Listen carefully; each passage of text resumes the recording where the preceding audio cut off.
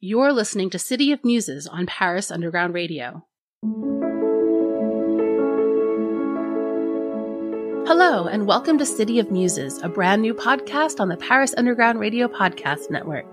I'm your host, Jennifer Geraghty, and each week I'll be sitting down with an artist or creative to talk about what inspires them, what their creative process is like, and how Paris fits into it all.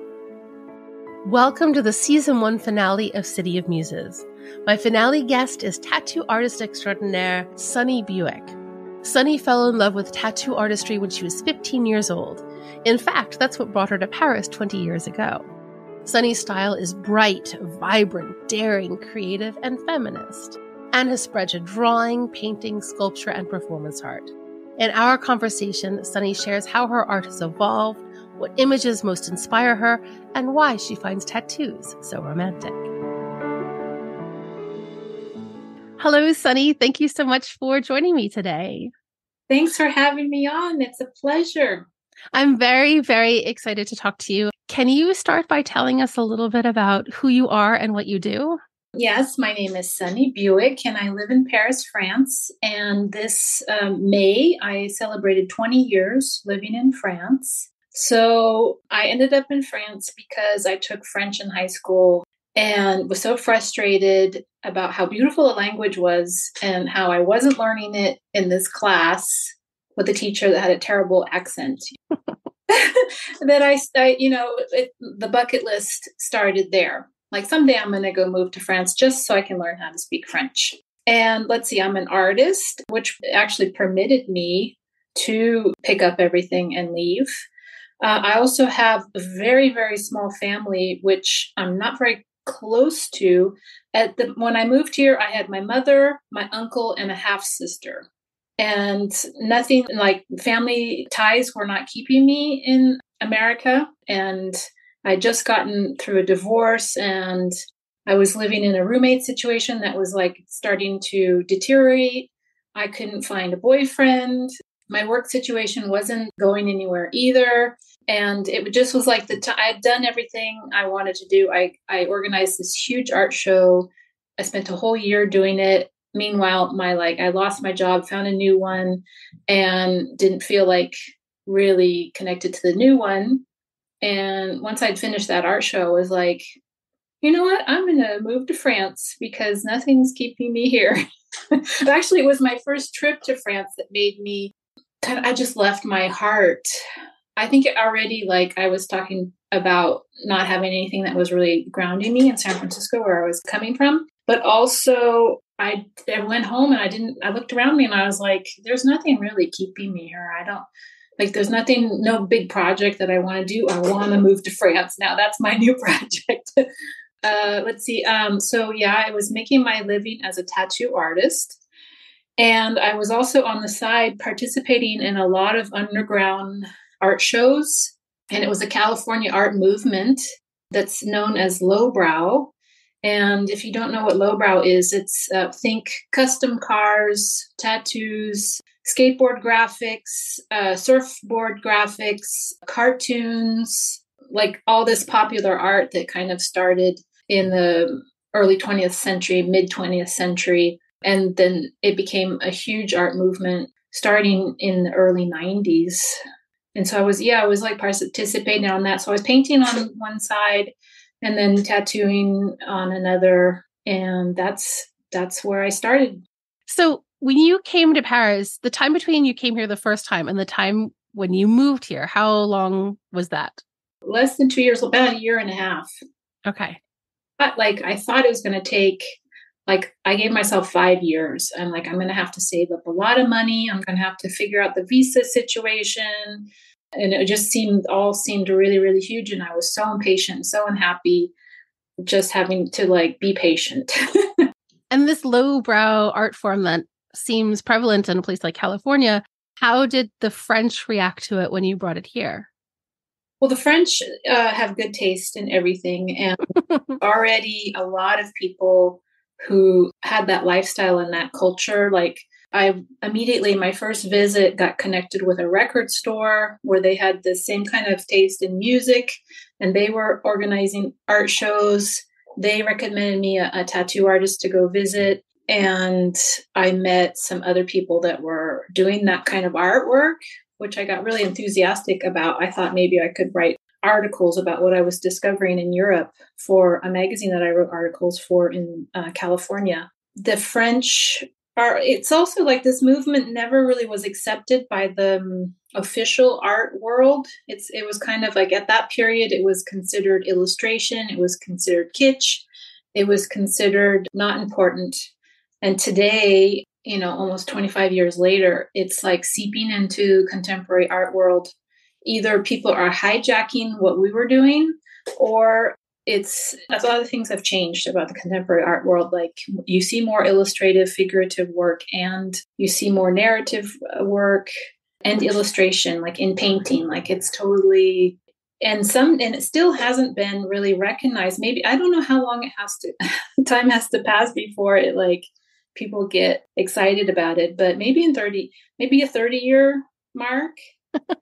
And We're coming up on it. I did a video about the history of it. I was really inspired by a girl here in France who wrote her thesis about the Lowbrow art scene, because there was this magazine that I was writing for, Juxtapose. I wasn't like a full-time employee. I wrote a couple of articles for them, and I was like featured from time to time, small features. I think she got her hands on that magazine, discovered the art scene, and she wrote her thesis about it. And then like maybe 3 or 4 years ago, a girlfriend of mine told me about her, and I contacted her, and I was like, I just really would love to read your thesis. I read her thesis, and I was like, this is so great. You should do something with it. And I kind of just took it and decided to make a film from it. So her thesis was kind of just like, she organized it well. I knew all the stuff that she talked about, but that it was written down helped give me a structure. And then I'm a really visual person, so I was able to put together visuals. And I had an opportunity to do a lecture in a music festival. And I decided to do a lecture on this movement. So I spent several months, maybe 4 months, writing it out, and then deciding that I needed to have 3 different characters to tell the story. So like an art critic who hates the movement, and that explains like why and how it's rejected by the official art world.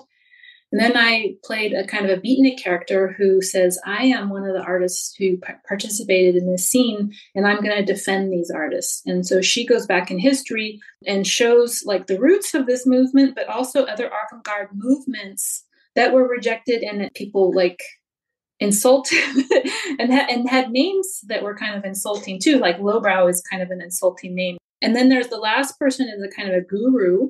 And she like says, okay, like, how do we wrap this up in a positive note? She says, how do you go forward when you know that the world is made up of elitist systems? Like, how do you have the courage to even like do your artwork? And she gives like lots of examples of art movements or people who use art to make a statement. I don't know if you saw the movie, Nan Goldman's movie that came out recently about the Sackler family and the opioid crisis. So she just started to do performance art pieces in museums to like scandalize this opioid crisis, but also to be like shaming the museums into like, you have this family's name on your museum, So she was already a well-known artist, but became even more well-known because of these. So it talks about people who use their art to really make a difference. I talk about also people in the 80s who would alter billboards, and it was called the Billboard Liberation Front, and they would get up and change billboards to like really détourne, if I can use a French name. So that means kind of like hijack or, like turn the message around to a different sense to make us really look at what publicity is trying to do, how it manipulates us subliminally. So these artists were like risking getting arrested by destroying a billboard or not, modifying it. And they would, change the name of Starbucks to like a kind of a different name, but use Starbucks message to be like, you're a victim of the capitalist system. And so, this guru kind of like says, she encourages you just to be like, she says, art is a weapon, art is powerful. You need to just do it and not worry about the elitist systems. I did this performance and so much work. And only about 20 people came to the performance. And I was like, this needs to be seen by more people. And my plan was to film it, but it was a PowerPoint in kind of a dark room. It didn't look good when, the images that were filmed. And so I decided to make a video out of it. And we can find that video online? Yeah, I have a YouTube channel. I have several different kind of lecture videos that I've done. And then also I like to do kind of these funny little Dadaist performances. And I'm starting to build up my YouTube channel with performance. And I'd like to, continue doing more art history sort of lectures with a funny performance kind of twist to them. Interesting. All right. Well, I'll make sure that we include the link to your YouTube channel in our show notes so that people can find that. I want to talk to you about your tattoo artistry. How did you get into that? That, it was about the same time, like all these things happened to me when I was age 15. And one of the things that I decided at age 15 was that I wanted to be a tattoo artist. I met some crazy artist people who were older than me, and they were comic book artists, and they were just like underground, they were tramps. They weren't making money off of their art. They were just kind of like bohemians. And we were walking around one day and they said, oh, so-and-so is started tattooing. And it's what a great way to, stay independent and be able to do your own artwork. And now my sister had a tattoo, my half-sister, and she was tattooed by a famous tattoo artist from San Francisco called Lyle Tuttle. And he was one of the first tattoo artists that went kind of mainstream. He had articles written about him in Playboy magazine. He tattooed Janis Joplin and some other famous people. So that's why he was really well known. So that when they said that, like, oh, you can do your own thing with tattoo artwork, alarms went off in my head. I was like, that sounds so romantic to like put your artwork on someone's skin. It only lasts a lifetime and then it disappears. Now I kind of think that's kind of sad that my artwork disappears with the person. But at the time I thought that was completely humble and romantic. So that was another thing on my bucket list. I was like, so I'll become a tattoo artist. That took a long time really to make come true. I had to learn how to draw better. I had to ask a lot of people and be rejected many, many times. I start to sort of hang out with other people who were learning how to tattoo. Still, that didn't help open the doors. It wasn't until I just kind of started on my own, which is something that's really not well seen. It's not well respected, people who start at home. And I made mistakes, as you do, because you don't have someone watching you for like being really hygienic, and you don't really know what you're doing. Every time you do a new tattoo, it's like starting from zero.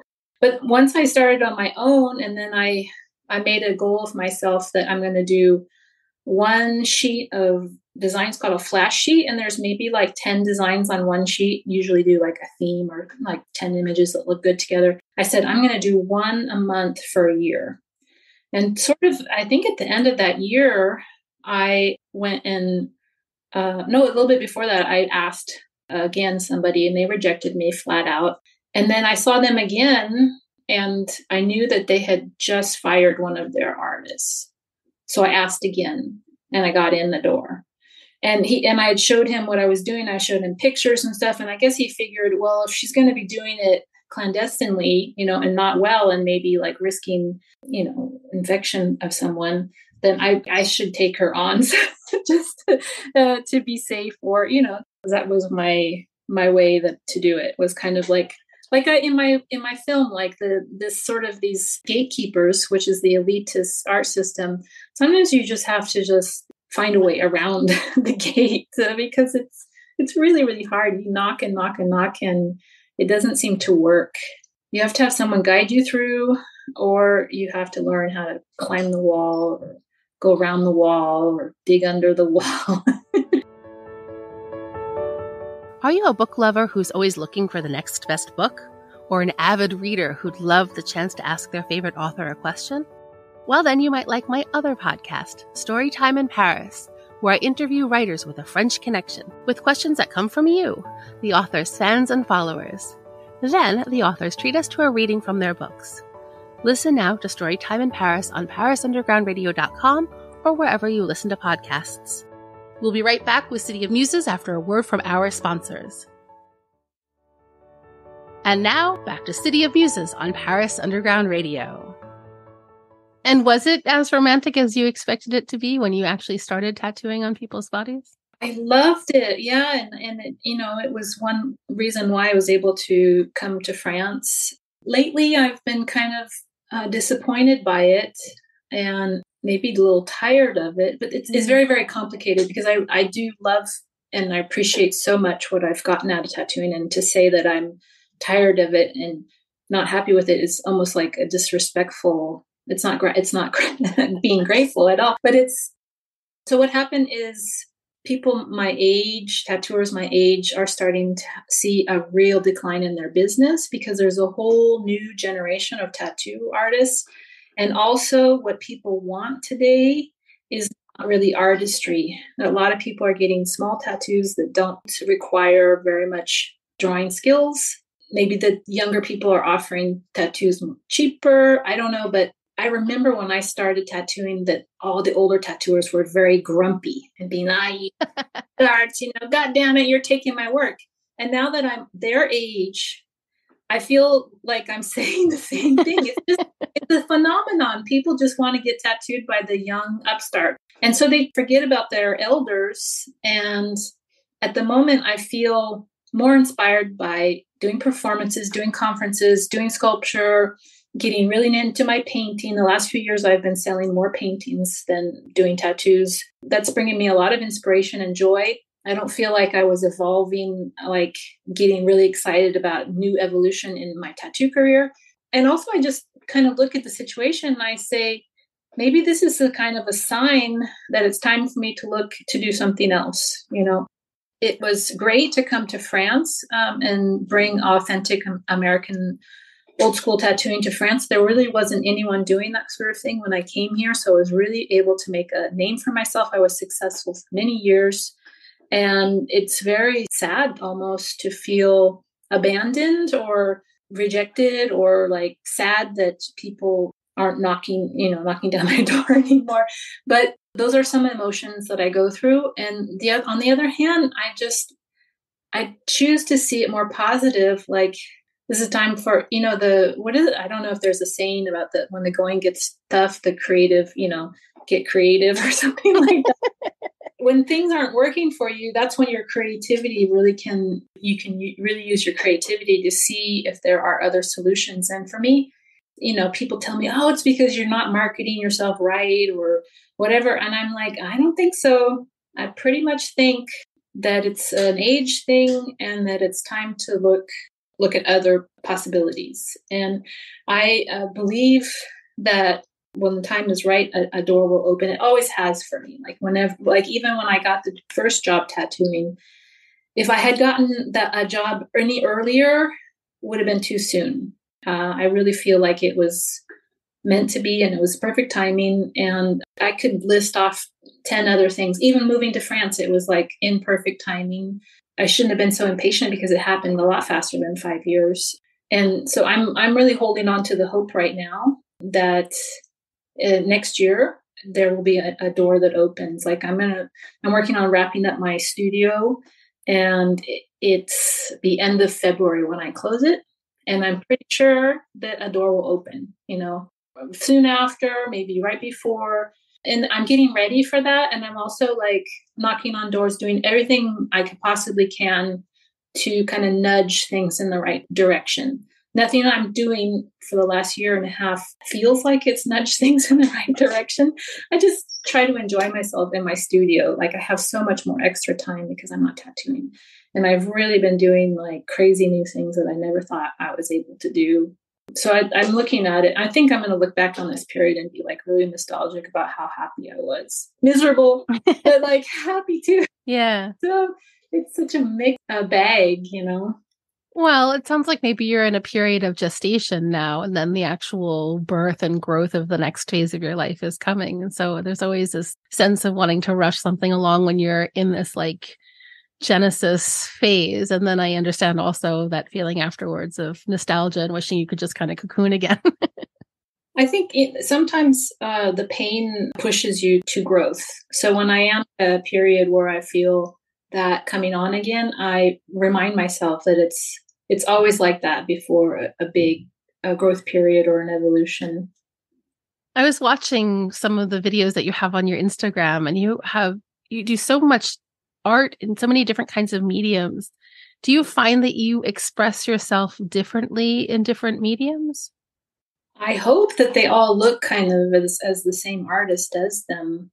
I'm working on a sculpture right now in paper mache, and I used a drawing that was actually painting. So for me, I just changed the heads of the girls, like and their costumes, but the pose is exactly how I painted it 2-dimensionally. And then when I do performance, for me, it just like it's making the images that I make just come alive. I hope. I mean, I would love to be able to look like the things that I draw and paint when I put costumes on and do makeup. And I hope that my personality comes across in the tattoos that I do.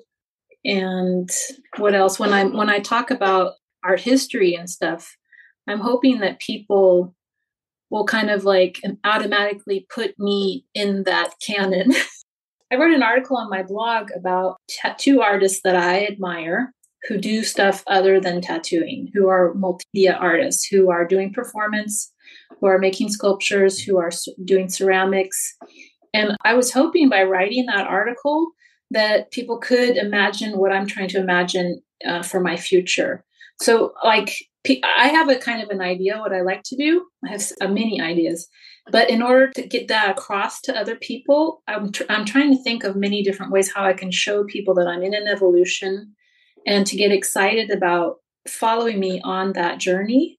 I've been doing that for a number of years, and I hope that everything makes sense as one artist doing it. Like there's other tattoo artists who are now doing other multimedia art that I admire, and everything they do makes sense for them, like it all ties together and becomes like one story. And I think that I'm intuitively also on that track. Looking at everything that I've seen of yours, it all looks like it comes from the same voice, the same mind. It's all quite different and very unique, but it looks like it's coming from the same source. And what I think is cool about the paintings and the drawings and the sculpture and all that is, so a tattoo is for one person, only one person gets to have that. But with paintings and things like that, perhaps many people can have the same piece of art, the same piece of creation, instead of it just belonging to only one person. Yeah, and I think also when you're working on film, film is like the perfect art because you are combining writing, you're combining costume, you're combining the visuals, you're combining a story, and you're collaborating with many, many people to make it happen. So that's I think that's the most advanced kind of artwork that you can make, is to make a movie. And for each idea too, I think you could ask yourself, would this be good as just an image, or could I write 1,000 words about it and make some parts of it moving so that it can express my idea better? Or does it need to be a sculpture? Or do I need to have, like in a beautiful Wes Anderson movie, do I need to have the story going on, but like a narrator in the background kind of explaining things to you? I get really excited sometimes about paintings, about the message that I put across. I don't really start a painting with a particular message. Sometimes I do, but often I realize afterwards that there was a message and it was something that I was going through, and it makes sense to me at the end. And then I want to explain to everybody about like what I went through, how, what I was thinking, what this and that symbolize. And apparently the art critics, art historians, they don't appreciate that. They want to be able to like discover it. And if an artist says too much, then it's bad.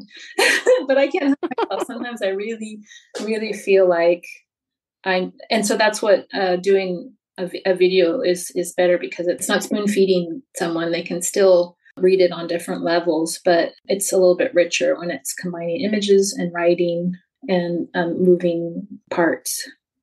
That does lead me to a question that I was going to ask you, which is, where do your ideas come from? Where do you start? Do you start with an image? Do you start with an idea? Do you start with a feeling? Do you just put pen to paper?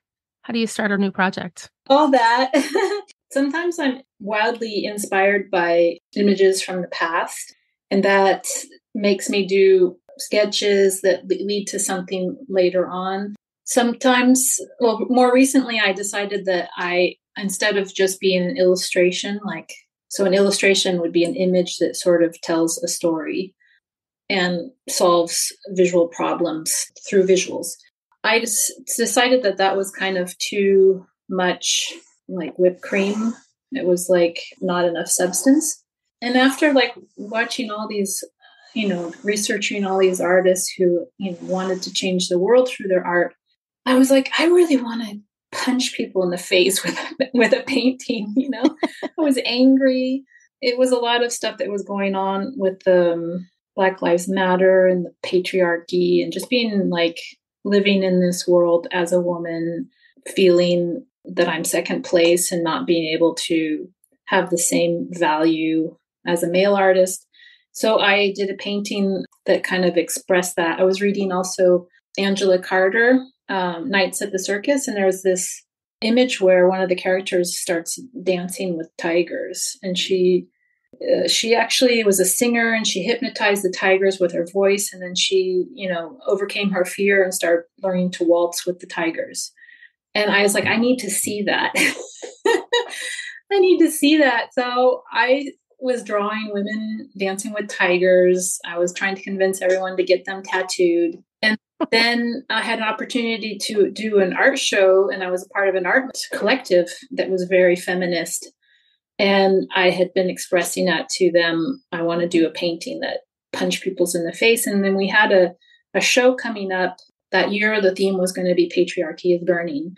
And the leader of the collective said, if there's any time, any year to do a painting that punches people in the face, this is it.